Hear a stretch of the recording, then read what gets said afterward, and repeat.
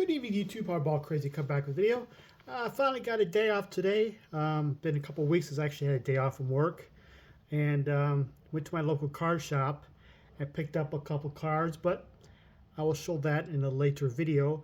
But I'm going to do a video that's kind of been on my mind for a while. Whenever somebody I see somebody broach this subject or ask this question on like a blowout forums or Net54 or YouTube or wherever on the social media or the internet. And this card, and I always forget about one card. I'm gonna kind of talk about that and give my sense, whatever you want to sense on this, on the whole question. See by the title is about Josh Gibson's rookie card. Of course, the only card he has from his playing days is like a 1931-32 Harrison Studios. It's like an oversized print, not really a card, sort of like a print or an 8x10 postcard. I don't know exactly. I've never seen one before in my life. He's in the set, and like Hall of Famer Judd Wilson's in there too, and possibly a couple other Hall of Famers. I don't know. I don't know. I've never seen one. If you actually seen one, and you see Gibson, it's way out of our tax brackets. Of course, the next card with Josh Gibson is most recent card is his or oldest, next oldest card is the Toloteros card. I actually never seen the original one in public. You've seen a whole bunch of the reprints and stuff on eBay and such, and if you actually find that one, that's a boatload of money too, and it's probably to be honest, it might be even scarcer than the T206 Wagner, but those cards are pretty much out of the common folks' cards. So the next oldest card, if you want to call it the first card, it became hugely popular and skyrocketed in value.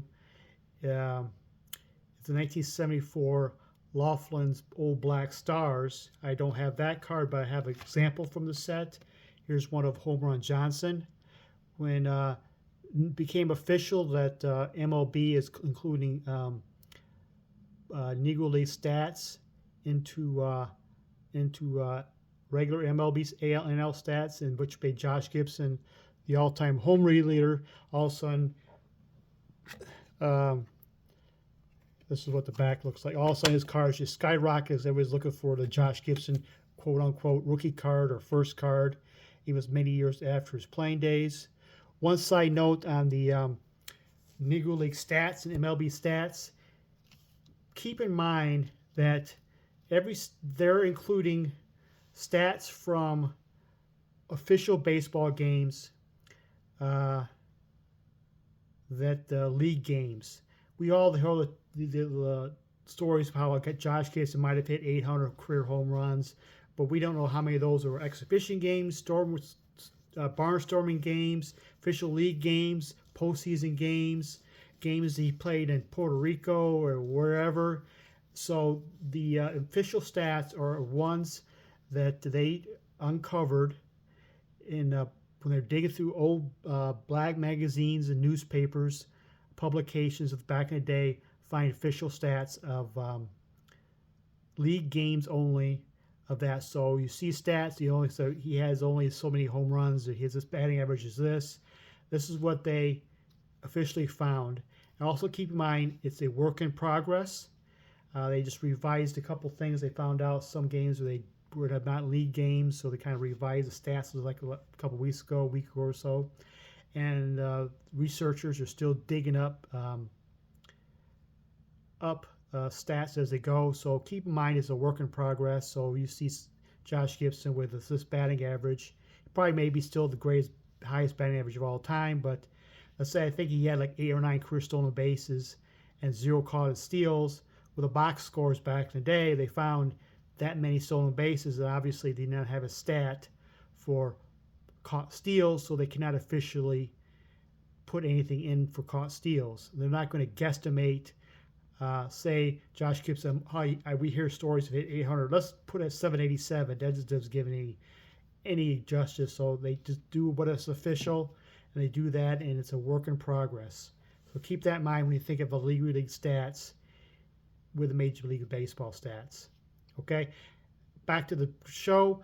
Like I said, the next is 74 Laughlin All-Time Black Stars. Is a black set came out by R.G. Laughlin. I think it was sold by as a complete set and like a mail order only, I believe. And this set has skyrocketed, not just Gibson, but all the other Hall of Famers, because it's sort of a lot of times it's their first card, and skyrocketed in prices the last few years. The next Gibson card came out was regional all-time great set from Northwest Shakey's Pizza, 76. I don't have Gibson, but I have the Ed Barrow from it.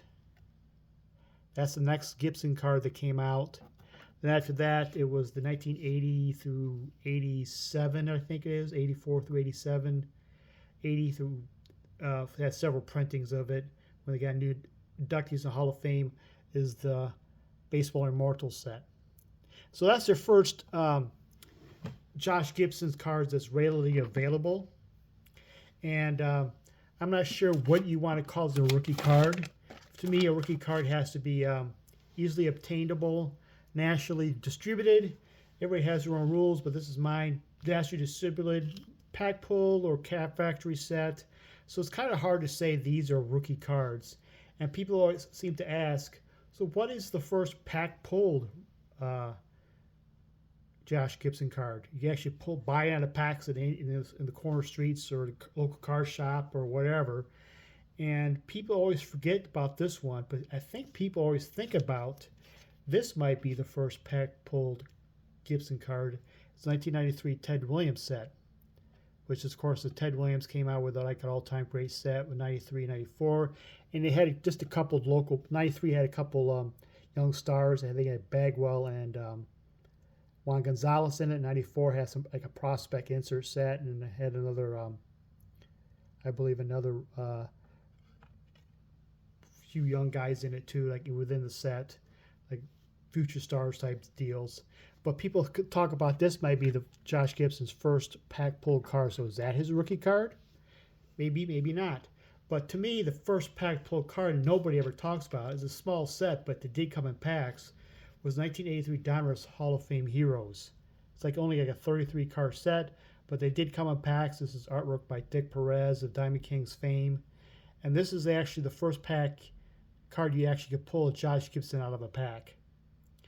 And if I remember correctly, just like Donruss base sets from the era, they had puzzle pieces in it, which was a Mickey Mantle puzzle piece thing. And so people ask what the first Josh Gibson pack pulled card is. It's this one, actually. It's a small set, but that's what it is. And nobody ever mentions the 83 Donruss Hall of Fame Heroes, maybe because it's a little bit of an oddball set. I don't know. It's such a small set. But these two here are the actual first two pack pull Josh Gibson cards. What if you want to call that their rookie cards, call it what it is. I'm just kind of laying out what happened. Chronological order in Josh Gibson cards. After the 93 Ted Williams set, there's a bunch of several Negro League sets that came out. Actually, before the Ted Williams and after the Donruss Home Run Heroes, Larry Frisch had a set out. Had several Gibsons in this, an all-time hero set. There was like a postcard set from 80. Then there was the Eclipse, came out like in 1990, 92. Eclipse has, there's a Gibson in this set too. Then the Ted Williams set came out, and after that there was like in the late 90s, around 2000 or so, late 90s, early 2000s. Turn of the century, they started doing sets of all-time great sets. Tops, the Upper Deck. They had a 1999 Upper Deck Century Legends, 2001 Upper Deck Hall of Fame Heroes. There was an SP Legendary set. And 2001, there was a couple, Fleer Tradition did an insert set of Negro Leaguers called Stitches and Times. Gibson's in that. There's some autos and relics in that set. And Topps did What Could Have Been and a Negro League set within that. And this is the Gibson in this. This is the Martin De Hago. So those were the actual first, some 2001 stuff came out. If you want us to continue going into pack pulled cards, the first major pack pull, major release of Josh Gibson came in the 2005 Topps Turkey Red. He's actually in that base set. If you want to include that as his rookie card, go for it. 2006, I have the Bazooka. This is a Gold Chunks parallel. And this is a major release that had Josh Gibson in it. 2006 Topps Allen Ginter had Josh Gibson in it. I forgot to mention 2005 had Topps Pristine as an all-time great set in it. I include all-time great set as rookie cards as such, but to be honest, for me, I would consider this as rookie card. This is his first pack pulled card. It's easily nationally distributed, but that's my debate. Or first card, whatever you want to call it, because he doesn't really have a rookie card. The 93 Ted Williams. Then I would go with like the 2005 maybe Turkey Reds. Exclude the all-time great sets like Century Legends, Topps Tributes, Topps Pristines, SP Legendary cards. But that's the early Josh Gibson cards. Whatever your parameters of a rookie card, if it really matters to you, that's the cards that you may not want to collect. I have rambled long enough, and thank you for watching.